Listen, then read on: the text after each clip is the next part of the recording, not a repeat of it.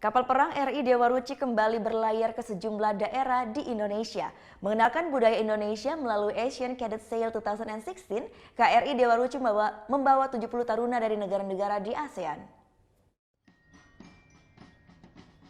Setelah berlayar dari Mataram, Kamis pagi, KRI Dewa Ruci bersandar di Pelabuhan Benoa Denpasar. Kedatangan KRI Dewa Ruci ke Bali bertujuan mengenalkan budaya yang ada di Indonesia kepada 70 taruna Angkatan Laut dari negara ASEAN. Kegiatan ini adalah salah satu program ASEAN Seminar Cadet dan ASEAN Cadet Sail 2016 yang mengusung tema Strengthening the Young Brotherhood of ASEAN. Kemarin sudah diangkat yaitu ASEAN Cadet Seminar dengan perspektif hukum, kemudian perspektif budaya, dan perspektif pertahanan untuk generasi muda.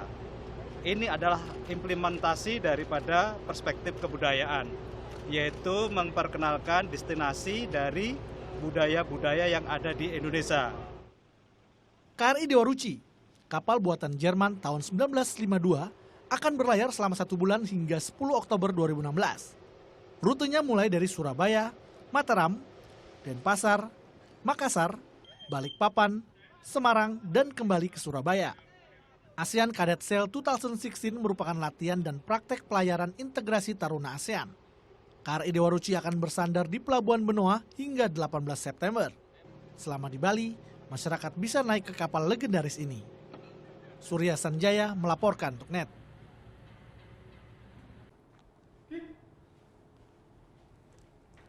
Thank you.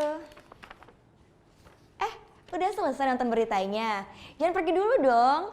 Subscribe dulu dan nonton tayangan lainnya di sini. Subscribe, nonton lagi. Subscribe, nonton lagi. Kak.